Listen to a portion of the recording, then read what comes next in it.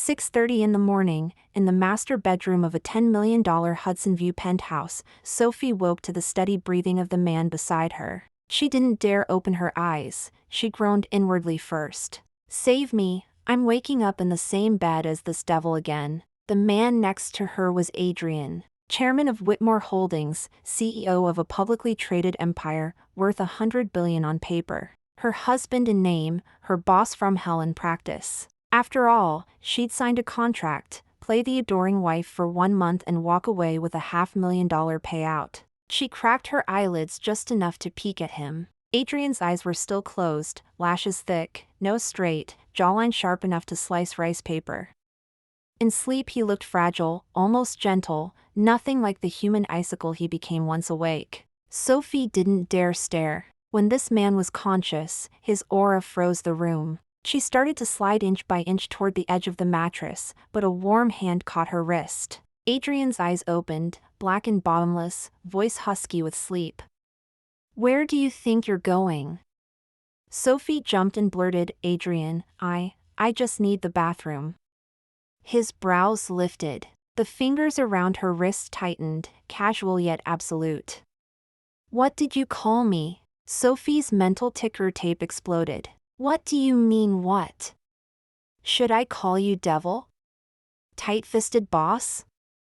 "I merely said, Adrian. Did I step on your tail or something? Help, this daily rerun is so cringe my toes are about to tunnel a 3-bedroom condo into this $100,000 mattress. $500,000, $500,000, $500,000. Sophie, endure it.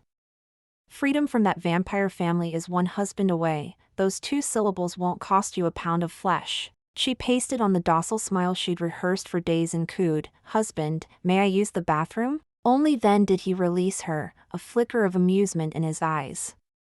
He gave a soft rolled over, and presented her with his back. Sophie scrambled off the bed and bolted for the ensuite. The moment the door shut she sagged against it, palm over her thudding heart. Damn, this daily performance exhausted her more than handling psycho clients ever had. 2 weeks earlier she'd been trapped in a dead-end life. A year out of college, she was a $45,000 a year clerk in a shoebox company.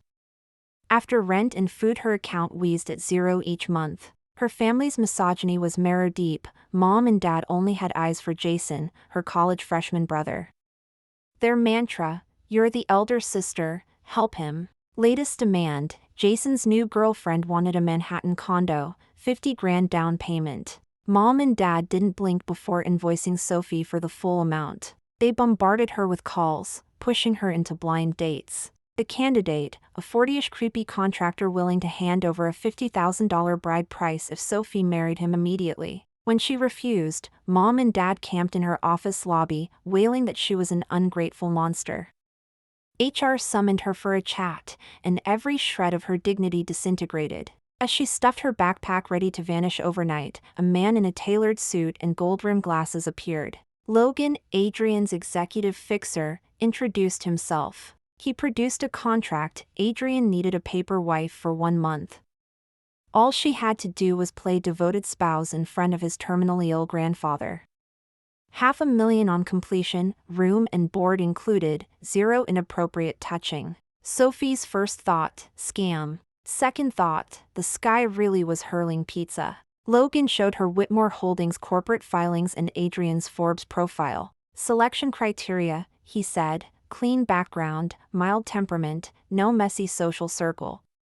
Most important, Theodore liked docile, sweet girls, and she ticked every box. Sophie read the subtext. Mild translated to easy to control, someone who'd exit quietly when the curtain fell. She signed on the spot.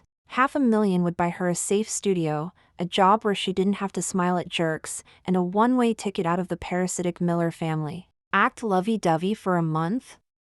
She'd played office doormat for a year. How hard could a little role-play be? The curveball, Adrian the boss from hell was a perfectionist to the bone. Even bedtime was part of the set, mandatory shared mattress. His rationale, full immersion. If Grandpa called at 3 a.m. or a maid popped in, separate beds would blow their cover. Sophie had wanted to retort, what maid is brave enough to barge into Adrian's bedroom without knocking?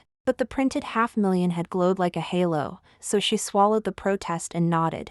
Night 1 on this continent-sized bed she'd been plywood stiff, respirating in microbursts, suction cupped to the edge wide enough for a second Sophie. Adrian emerged from the shower, towel knotted at his waist, water beads racing over carved abs. She glued her gaze to the ceiling, brain chanting, look away, 50,000 per peck, stare too long and he docks your pay. He ignored her, lifted the duvet, and went dark, no words, lights off. Only the Hudson's glow seeped through the windows.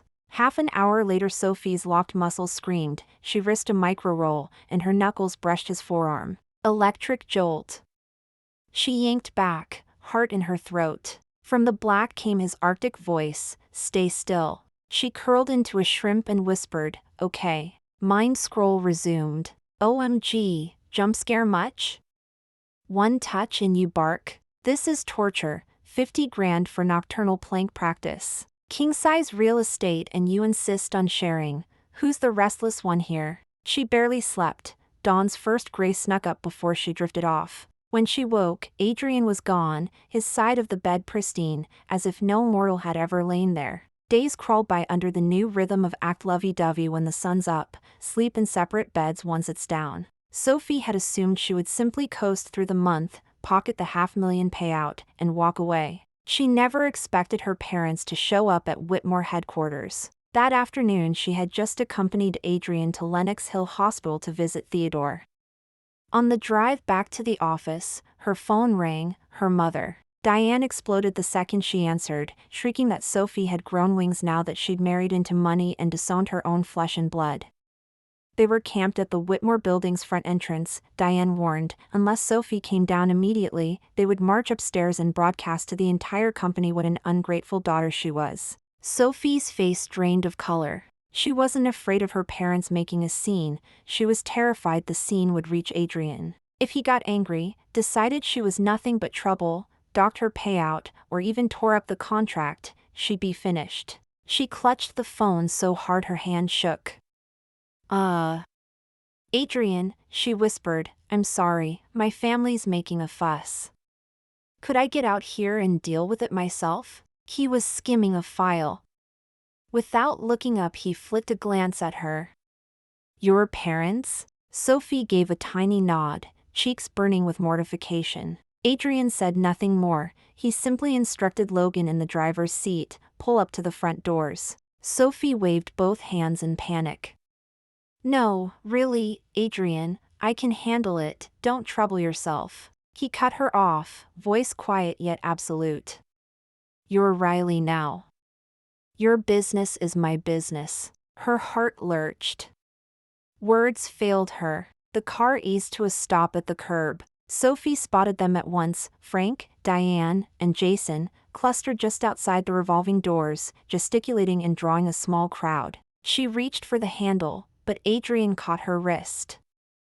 I'm coming with you. Then, palm enveloping hers, he pushed the door open and stepped out. His hand was warm, broad, faintly calloused. Sophie's pulse stuttered, heat flooded her cheeks. Is he seriously this deep in character? We're only pretending. Does he have to hold on this tight? Her parents rushed forward the instant they saw her. Diane jabbed a finger in Sophie's face. Sophie! Heartless brat! You land a rich husband and forget your own kin? Your brother needs $500,000 for a down payment, hand it over, now. Jason chimed in, smirking. Come on, sis. $500,000's pocket change for a Whitmore wife. Help me out just this once. Sophie's face flashed crimson, then white. Before she could speak, Adrian tugged her behind him, shielding her with his own body. Looking down at her parents, expression unreadable yet suffocatingly imposing, he spoke in a voice like chipped ice. My wife's money is her private property. How she chooses to spend it is none of your concern. Diane blinked, then launched into full tantrum mode. Who do you think you are? I'm teaching my daughter a lesson, none of your business. I gave birth to her, her money is my money. Her brother wants a house, she pays, period. Adrian let out a low, humorless laugh. I'm her husband, Adrian. Keep harassing my wife and my attorneys will explain, loudly, what happens to people who cross me in this city. The instant the words left his mouth, Logan stepped forward, offering a business card and a neatly folded draft of a cease and desist letter. Frank and Diane saw Adrian, CEO, Whitmore Holdings in raised black lettering and blanched. However little they knew of high finance, they recognized the Whitmore name, an apex they could never reach. Diane's bravage evaporated. She stammered, Adrian, we meant no harm, we only came to see our daughter. Adrian ignored her. I've already paid the bride price to Sophie. Your son's mortgage is your problem, not my wife's. If you bother her again, or spout another demand, the consequences will be yours alone. With that he laced his fingers through Sophie's and walked her into the lobby. The Miller family remained on the sidewalk, ashen, not daring a single syllable. Inside the elevator Sophie finally exhaled. Thank you. Husband, she whispered, catching herself before the wrong honorific slipped out, inner monologue screaming. Holy crap, that was hot.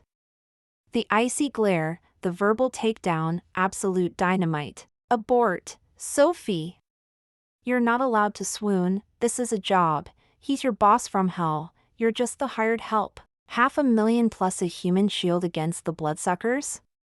Best investment ever. Adrian shot her a sideways look, mouth quirking. No need to thank me, Riley. Protecting my wife is standard procedure. The elevator was empty, the space intimate, his baritone brushing her skin. Sophie's cheeks flamed, she stared at her shoes the rest of the ride. After that day her tension around Adrian unspooled. At night she still hugged the far edge of the mattress, but she no longer welded herself to the wall. She dared to roll over, to stretch, to exist. The next evening, exhausted from wheeling Theodore around the hospital garden all afternoon, she dropped onto the bed and fell asleep within minutes. Morning light woke her, and she froze. Half her body lay draped over Adrian's arm, her head on his shoulder, limbs locked around him like an octopus. Adrian was already awake, dark gaze fixed on her, unreadable. Sophie yelped, untangled herself, and scooted so fast she nearly pitched off the mattress. Only Adrian's quick grab saved her. Crimson from hairline to ear tips, she stammered, sorry. Husband! I'm a restless sleeper, I didn't mean. Brain screens scrolled frantic apologies. Sophie, you idiot! Groping the boss from hell all night? Career suicide. What if he thinks it was a sneaky seduction? There goes my payout. I never cling when I sleep alone. What evil force moved me? Adrian watched her flail, eyes glinting with amusement he didn't voice. It's fine. Just be more careful next time. He threw the covers back and got up. Sophie wanted to disappear between the sheets. Yet from that night on, the distance shrank, first imperceptibly, then unmistakably. A galaxy-wide buffer became a pillow-width neutral zone. Later, only a sliver of space remained. Once Sophie drifted off, instinct drew her toward the nearest source of warmth. Adrian never shoved her away, letting her settle against him while he slept. One night Sophie got her period, the cramps so vicious she lay curled in bed, whimpering, unable to sleep. She thought Adrian was already asleep. But after a while the mattress shifted and the bedroom's warm lamp clicked on. Sophie's eyes were slits of pain, she only sensed Adrian sliding out of bed. Moments later he returned with a heat pack filled with hot water and a steaming cup of honey ginger tea. He tucked the heat pack against her belly and raised the cup to her lips. Drink. Sophie stared, stunned. Adrian frowned. No? Want to hurt all night? She hurriedly took the cup and sipped in tiny mouthfuls. The hot, spicy sweetness slid down, soothing the knifing cramps. When she finished, he set the cup on the nightstand, killed the light, and lay back down. In the dark Sophie whispered, Thanks, husband. This time it wasn't an act, she meant it. Adrian gave a soft grunt, shifted closer, and slid his hand over the quilt to rest on her waist, kneading gently. Sophie's body went rigid, her heart hammered so loud she forgot to breathe. His palm was warm, the heat seeping through the blanket. The pain in her stomach vanished as if someone had flipped a switch. She stayed perfectly still, letting him rub, until she drifted off. When morning came, she woke cradled in Adrian's arms. His forearm looped her waist, their bodies pressed so close she could count the steady thuds of his heart. Sophie didn't scramble away like last time. She simply lay there, listening, feeling everything inside her soften. She realized she was getting used to having him beside her. Adrian's grandfather was the only person in the Whitmore family who truly adored him, and the reason for this contract marriage. Theodore had stage 4 lung cancer. The doctors said there wasn't much time left. His single wish was to see Adrian married and settled. Adrian had been raised by the old man, and their bond was iron. Hence the 1-month charade to give Theodore peace. Theodore lay in the Lenox Hill bed, pale but bright-eyed, smiling at her with unforced kindness, every inch the genial patriarch and none of the icy tycoon. Adrian kept an arm banded around her waist as they approached. "Grandpa, this is Sophie, my wife." Sophie bowed politely. "Nice to meet you, Grandpa." Theodore beckoned, clasping her hand, studying her with delight. Good, what a sweet girl." "Adrian's a lucky man." Sophie's cheeks flamed. She sneaked a glance at Adrian and caught open amusement dancing in his eyes. Theodore peppered her with questions, her age, hobbies, temper, whether she could stand Adrian's notorious coldness. Sophie answered every one like a model granddaughter-in-law. The more she spoke, the wider Theodore grinned, until he finally scowled at Adrian. "You behave. If I hear you've bullied her, you'll answer to me." Adrian chuckled and tugged her closer. "Got it, Grandpa. I'll spoil her, bullying's not on the menu." His palm on her shoulder was warm through her blouse. Sophie's blush deepened, her heart racing as her brain screamed, "Adrian, you jerk." "Way too convincing." Grandpa totally bought it. "Help, he's so close I can smell cedar." "Focus, Sophie, this is fake. My toes are literally curling. Save me." At lunch, the aide brought Theodore's therapeutic meal plus 2 extra trays for them. Adrian scooped a spoonful of strawberry pudding and lifted it to her lips.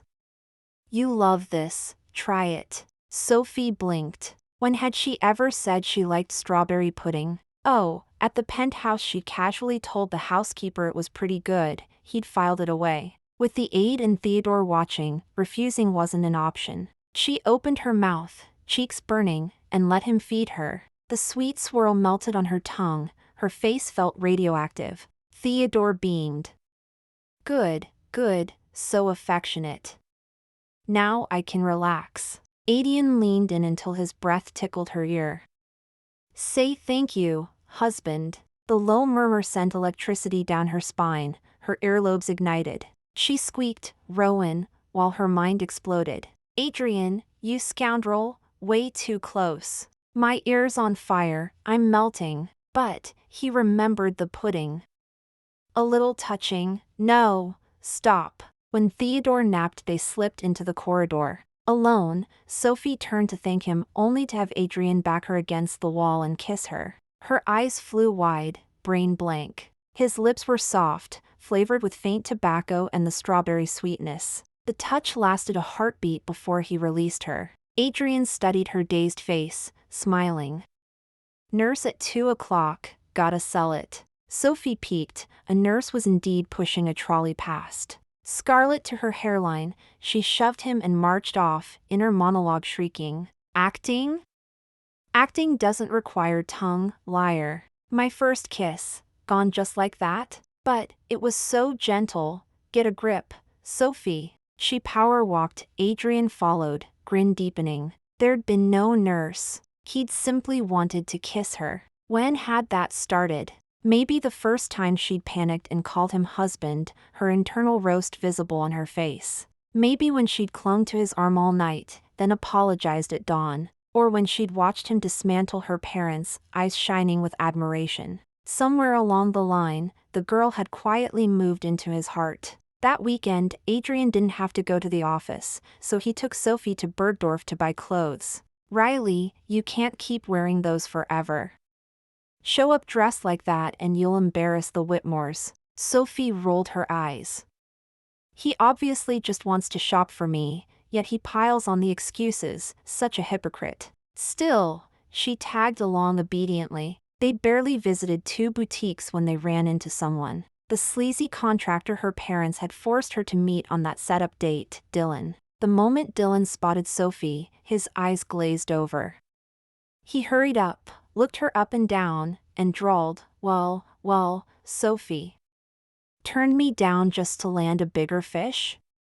Thought you were too good for me, yet here you are, after his money, huh? Sophie's face darkened. Before she could answer, Adrian pulled her into his side and stared Dylan down. That's my wife you're talking about. You think you're entitled to an opinion? Dylan blinked at Adrian. He didn't know who Adrian was, but the cut of his suit and the aura around him screamed serious money. He puffed up anyway. I'm talking to her, what's it to you? She took my family's bride price and promised to marry me. Backing out now is fraud. Sophie's cheeks drained of color. I never took 1 cent of bride money. My parents did, and I never saw a penny of it. And I sure as hell never agreed to marry you. Adrian rubbed her back to calm her, then turned to Dylan with a thin, icy smile. To the hovering sales associate he said, box up every new piece in the store and courier it to the Whitmore Holdings penthouse. He flicked out his black Amex. The associate's eyes went starstruck. She bobbed a bow as she accepted the card. Right away, Mr. Whitmore. I'll arrange it immediately. Dylan stared at the black card and went pale. Years in business had taught him exactly what limitless credit like that signified, an invite-only privilege reserved for clients worth 9 figures minimum. Adrian's gaze returned to him, arctic. I enjoy spending on my wife. Anything she wants, she gets. Can you say the same? As for the claim that she cheated you, my lawyers will contact you about defamation. Expect a summons. Dylan's knees wobbled. I'm sorry, Mr. Whitmore, I'm so sorry. I was shooting my mouth off. Please, let it go, just this once. Adrian ignored him, wrapped an arm around Sophie, and uttered a single word, scram. Dylan scurried away like a rat, too terrified to look back. Sophie watched him flee and felt a rush of vindictive glee. She tilted her head up at Adrian, eyes sparkling. Husband, that was epic. She meant every syllable, zero cringe this time. Adrian looked into those shining eyes and felt something melt inside him. He ruffled her hair. Enjoyed the show? Sophie nodded furiously. Loved it. I used to seethe whenever I saw him, today I finally got to clap back. He chuckled. If anyone messes with you again, tell me. I'll handle the comeback. Sophie studied him, warmth spreading through her chest, her nose stinging. No one had ever shielded her like this. Her parents only ever saw Jason.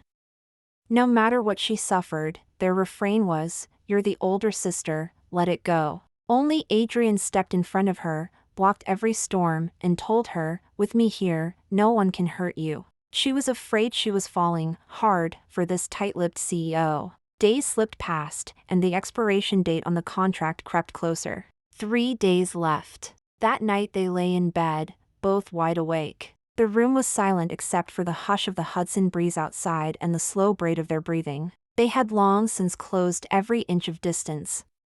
Sophie lay curled in Adrian's arms, cheek against his chest, listening to the steady thump of his heart. His forearm was hooked around her waist, holding her tight as if afraid she'd vanish. A fortnight earlier she couldn't have imagined drifting off in a man's embrace, now it felt inevitable. She was used to the cedar-laced scent of his skin, used to the weight of his arms, used to waking up and finding him there, used to him calling her wife, used to his protection, used to everything about him. And panic clawed at her. The contract would end, and she would have to leave. She didn't want to. Adrian, equally sleepless, studied the girl tucked against him. Her soft hair tickled his jaw. She felt impossibly small and heartbreakingly obedient. He was terrified too. The contract would end, and she would walk away. He didn't want her to. He'd stopped caring about that damned piece of paper ages ago. He wanted her as his real wife, permanently.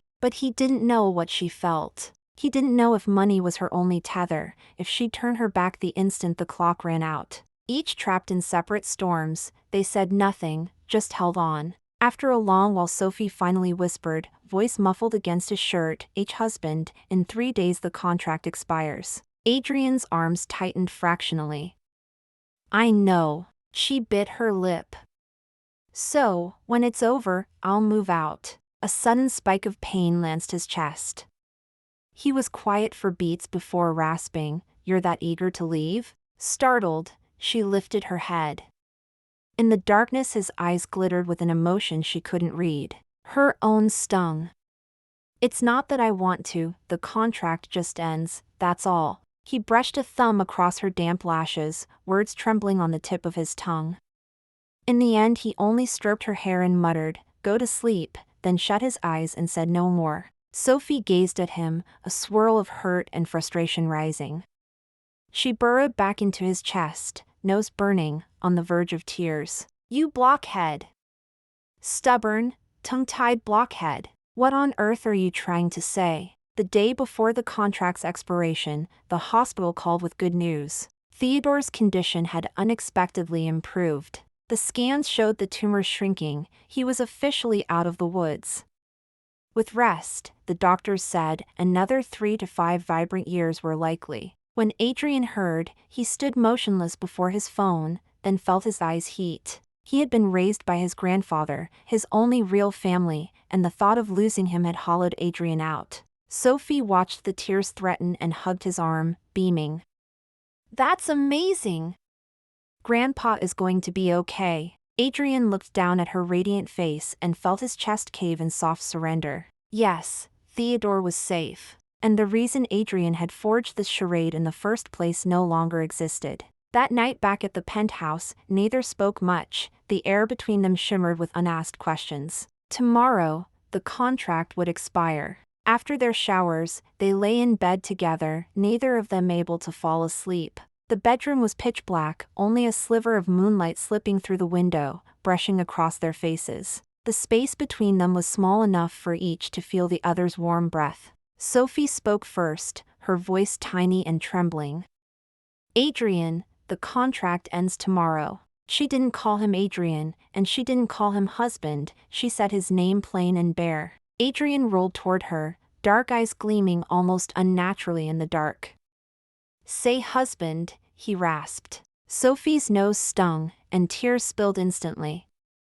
"It's about to be over, why call you husband?" Before she could finish, Adrian leaned down and kissed her. This kiss was nothing like the quick brush in the hospital corridor. It carried a month of bottled-up feeling, fierce longing, tender insistence, and a possessiveness that was uniquely his. His fingers cupped her face, gently wiping her tears while his mouth moved softly yet deeply over hers. Sophie froze for a second, then flung her arms around his neck and kissed him back with everything she had. Her tears ran faster. Not from sorrow, from joy, from grievance finally released, from emotions she'd smothered for weeks exploding free. They kissed for a long time before parting, foreheads pressed together, breaths mingling, both of them panting. Adrian stared into her reddened eyes and murmured, "The contract's void." Sophie blinked, stunned. Adrian's hand slid into her hair, voice low and earnest, every word deliberate.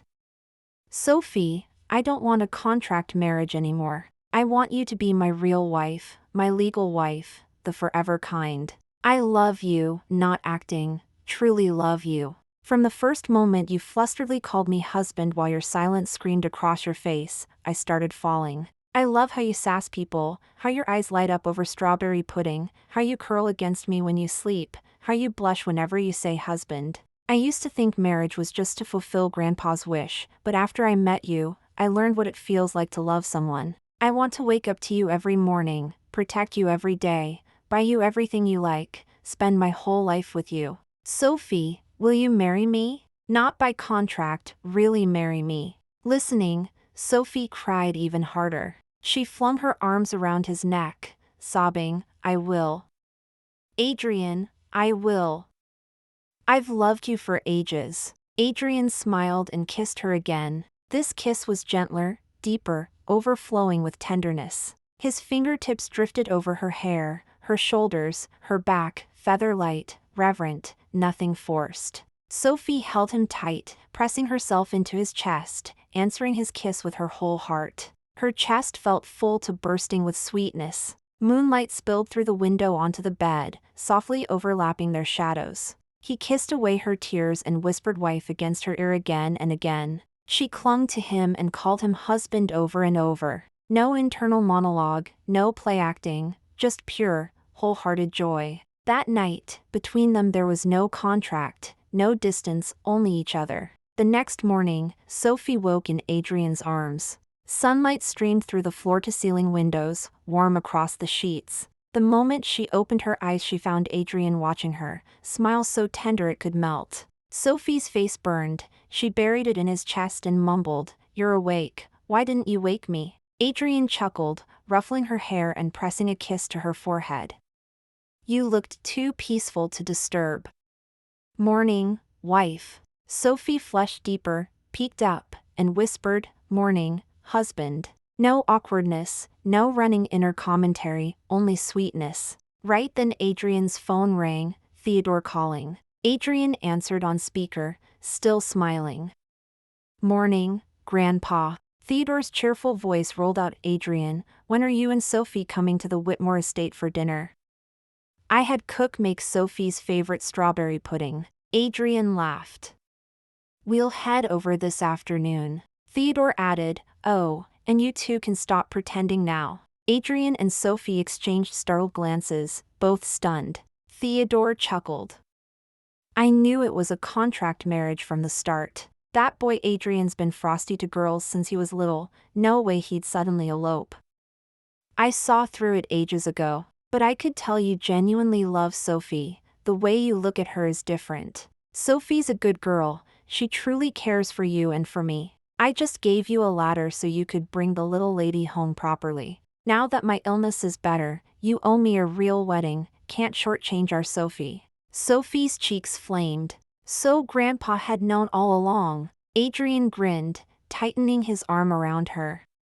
"Got it, Grandpa. Don't worry, I won't shortchange her. I'm already planning the grandest wedding she could want." After he hung up, Sophie poked his chest. "So you and Grandpa were in cahoots?" Adrian kissed her lips softly. "Not at all, the old man's just sharp. Still, I have to thank him for letting me marry you." Sophie looped her arms around his neck and kissed him back, laughing. Sunlight bathed them in warmth and honeyed sweetness. What began as a one-month contract for mutual benefit had turned into a lifetime bond once real feelings bloomed. From now on, she'd never need to flee again, because he was her home. Thank you for listening to today's story. On a scale of 1 to 10, how would you rate it? If you enjoyed this video, please like and share it with friends. We look forward to reading your thoughts in the comments. Don't forget to subscribe for more wonderful stories. See you next time.